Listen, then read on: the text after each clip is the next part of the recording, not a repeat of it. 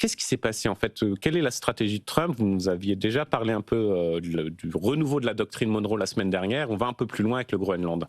Eh ben, en fait, ce qui s'est passé, c'est que Donald Trump dit qu'il veut le Groenland, qu'on a compris depuis le Venezuela que quand Donald Trump dit quelque chose, eh ben, il passe aux actes. Il faut arrêter de se dire que finalement, il n'y a que des mots et un esprit qui n'est pas structuré. Non, en fait, il a une pensée structurée qui nous paraît peut-être parfois un peu folle, un peu absurde. Donc, il faut le prendre au sérieux. Et donc, vis-à-vis de ça, vous avez un scénario qui aurait été totalement impensable il y a encore un an. Et je vous assure que c'est des moments assez rares, mais hier, mon cerveau n'arrivait pas à intégrer une phrase que j'étais en train de décrire. J'étais en train d'écrire la partie européenne des alliés de l'OTAN qui dépêchent des forces armées au Groenland pour montrer leurs muscles aux États-Unis. Tout à fait. Cette phrase était totalement impensable il y a encore tout le monde, comme vous mentionnez, est dans l'OTAN. Exactement, exactement. Donc, qu'est-ce qu'on a concrètement? On a côté français 15 chasseurs alpins qui ont été envoyés en urgence et qui ont atterri hier à Nuuk, au Groenland. Vous avez 2 avions des troupes danoises qui ont atterri mercredi à Nuuk aussi. Le tout fait partie d'une mission qui est un peu plus large, la mission Arctic Endurance, qui embarque la Suède, l'Allemagne et la Norvège en plus. Alors, à chaque fois, on parle de quelques dizaines de soldats. Ça peut paraître ridicule, mais le symbole, lui, est totalement dingue.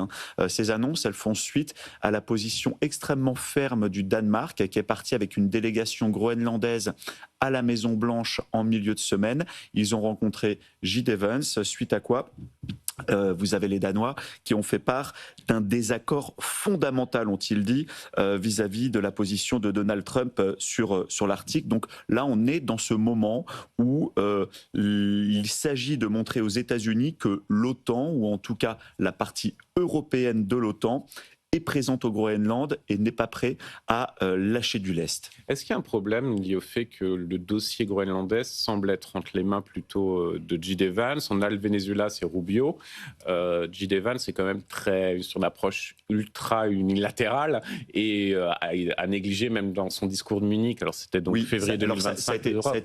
Ça a été perçu comme un très mauvais signal en fait. Quand la délégation est arrivée en milieu de semaine, il n'y avait rien écrit sur le programme de la Maison-Blanche et on pensait tous qu'ils allaient être reçus par Trump dans le bureau ovale. Finalement, ils se sont retrouvés tout seuls en face à face avec J.D. Vance. J.D. Vance, c'est quelqu'un qui est considéré vraiment comme peut-être l'idéologue le plus strict de l'entourage de Donald Trump.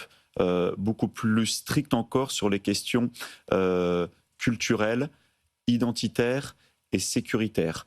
C'est lui qui avait joué, je ne sais pas si vous vous rappelez, mais qui avait joué cette séquence hallucinante, le bad boy dans le bureau ovale, quand ils avaient reçu Zelensky.